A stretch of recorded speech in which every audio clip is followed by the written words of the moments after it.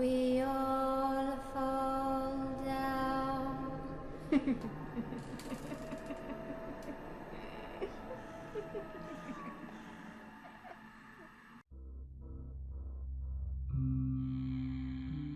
Je ne m'attendais tellement pas à voir ça. Comment? Et en plus, pourquoi? J'étais... J'étais là juste pour visiter cet endroit. Ce vieil orphelinat que j'ai grandi il y a si longtemps de ça. Mais comment? Je sais pas. Je sais pas. Comment ça s'est passé déjà? C'était il y a si longtemps. Si longtemps maintenant. C'était il y a au moins 20 ans de cela. Ça s'est passé en 2002.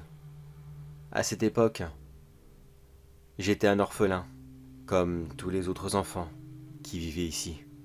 Je n'étais pas très sociable. Je ne voulais pas vraiment me faire des amis. Vous comprenez, j'avais déjà passé de famille d'accueil en famille d'accueil plusieurs fois. Et pour moi, l'amitié, ça ne servait à rien. Enfin ça, c'était au début, bien sûr. Et c'est là que j'ai rencontré Léo, mon très cher ami d'enfance. Avec lui, oh là là, qu'est-ce qu'on a pu en faire des bêtises. Vous ne pouvez pas imaginer le nombre d'absurdités qu'on pouvait faire. À cette époque, c'était différent, bien sûr. On n'avait pas tous ces réseaux sociaux, internet, consoles de jeux et j'en passe. Non, le directeur était très radin par rapport au confort moderne. D'après lui, le classique et la fermeté étaient les deux seules choses les plus importantes pour que les enfants soient bien éduqués. Tout l'orphelinat y passait. Je vous laisse imaginer le mini-enfer qu'on était. Certes, on était en 2002 à cette époque, mais j'avais vraiment l'impression d'être en 80 ou 70, voire même plus loin encore. À cette époque, à part des livres, on n'avait rien pour s'instruire. On ne savait même pas qu'on vivait dans des conditions aussi moyenâgeuses. Réveillé tous les jours à 6 heures, le lit devait être prêt en 5 minutes, une douche prise en 10, un petit déjeuner en à peine un quart d'heure.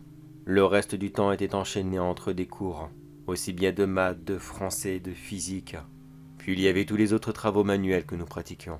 Cela était, officiellement, une aide pour que nous puissions nous insérer dans la société plus tard. Certains apprenaient la menuiserie, la maçonnerie, la boulangerie, et j'en passe. Mais si vous voulez mon avis, c'était surtout pour avoir de la main-d'œuvre pas chère. Oui, notre directeur n'était pas une bonne personne, au loin de là même. Il avait plusieurs vices cachés, et la radinerie en était une. J'ai découvert il y a peu qu'il était de mèche avec beaucoup d'entreprises locaux. De simples patrons venaient tous les jours, afin de s'assurer une vérification du chantier. Puis le reste du travail était fait par les orphelins. Après tout, à qui pouvait-il se plaindre? Faire travailler des enfants qui vivent sous son toit. Quel meilleur moyen de pouvoir faire des travaux constants sur un bâtiment qui en a perpétuellement besoin? Nous avions aussi un peu de temps libre de temps en temps. Oh, pas beaucoup malheureusement. Mais moi et Léo, nous savions quoi faire à ce moment. Nous avions deux grandes passions. Le sport, comme tous les enfants de notre âge, et les insectes. En particulier les phasmes. Ces petits insectes qui ressemblent à des bouts de bois. On adorait les collectionner, lui et moi. On passait des heures à en chercher dans les buissons de ronces, car ces petites bêtes sont très difficiles à trouver. Puis on les mettait dans des bocaux tout aménagés pour eux. Et comme cela tous les jours, on agrossissait notre collection. On avait tellement de spécimens magnifiques. Mais un jour, lui et moi, avons fait une énorme bêtise. Nous sommes tombés sur un spécimen que nous ne connaissions pas du tout. Il était si beau, si grand, si magnifique. Mais qu'est-ce que c'était? On n'en avait vraiment aucune idée. Bien sûr, on a d'abord commencé par demander à tous nos camarades s'ils le connaissaient. Mais très franchement, ils en avaient tous rien à faire des insectes. Le maigre corps enseignant aussi s'en fichait royalement. Seul le professeur d'anglais pouvait éventuellement nous aider, mais il ne nous supportait pas beaucoup. Déjà parce que nous étions très bavards dans son cours, et surtout parce que Léo avait quelques petites lacunes en français, qui se répercutaient sur l'anglais. Oh, rien de bien méchant. Il avait juste cette petite manie d'inverser le P. Quand il l'écrivait en caractère d'imprimerie, il avait toujours tendance à mettre la boucle à gauche plutôt qu'à droite. Un petit détail nul, mais Les professeurs sont toujours agacés par ce genre de détails. Alors avec lui, il était hors de question de lui demander quoi que ce soit. On en a donc convenu que le seul moyen de trouver l'info qu'on voulait, c'était de chercher dans la plus belle bibliothèque de tout l'orphelinat, le bureau du directeur lui-même. Bien sûr que non, on n'avait pas le droit d'entrer. Mais c'était si tentant. On voulait tellement savoir qu'est-ce que c'était. Alors sans réfléchir, nous sommes entrés. Un jour où il aurait dû officiellement être parti pour aller visiter je ne sais plus. On n'était pas trop au courant de ses déplacements. Tout ce qu'on savait, c'est quand il partait et quand il revenait exactement. Il fallait que l'orphelinat soit parfait, aussi bien ménage que du rangement. C'était un homme extrêmement strict et sévère, mais je radote, pardon. Après avoir vérifié que son bureau était bien vide, nous avons passé 2 heures afin de chercher un livre qui parlait de la faune des insectes. Et on avait enfin réussi à en trouver un. On était si heureux. On avait toutes les réponses qu'on voulait. Tout était là. On a même réussi à trouver ce fameux phasme. Qu'est-ce que c'était maintenant, je ne m'en souviens plus du tout. La dernière chose que je me souviens de ce jour-là, c'est que je suis sorti du bureau du directeur en premier, afin d'aller chercher notre insecte, pour faire une comparaison avec la photo qu'il y avait dans le livre, et être sûr qu'il s'agissait bien de lui. Léo, lui, est resté dans le bureau afin de finir le livre. Mais je n'ai pas eu le temps de retourner au bureau du directeur à temps. Il avait dû écourter son séjour. Et il a surpris Léo dedans, en train de fouiller dans ses affaires. Comme un gros lâche que j'étais à cette époque, je ne suis pas intervenu.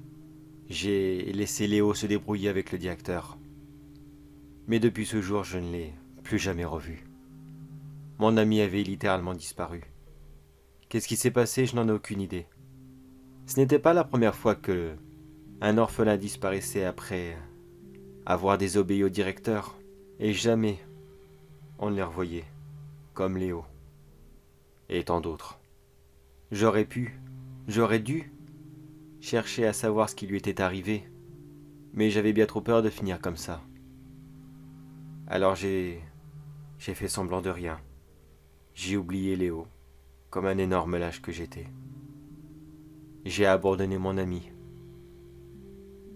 Abandonné à son sort et je le regrette tellement maintenant.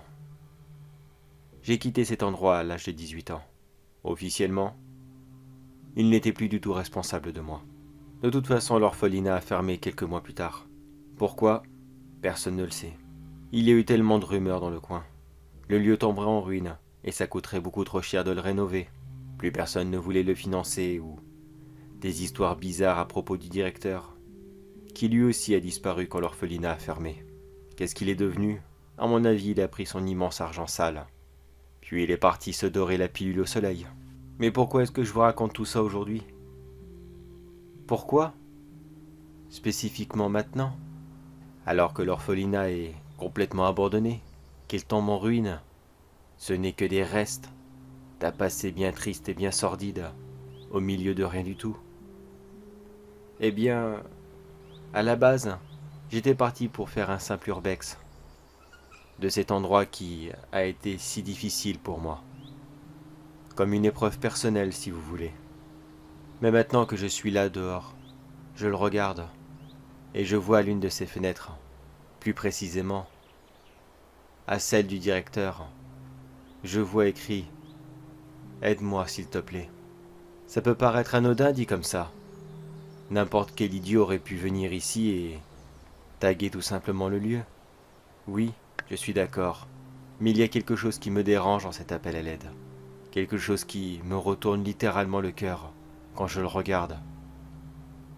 Dans ce message, plus précisément dans le mot « plaie », le P à la fin est écrit à l'envers, comme celui de mon ami Léo.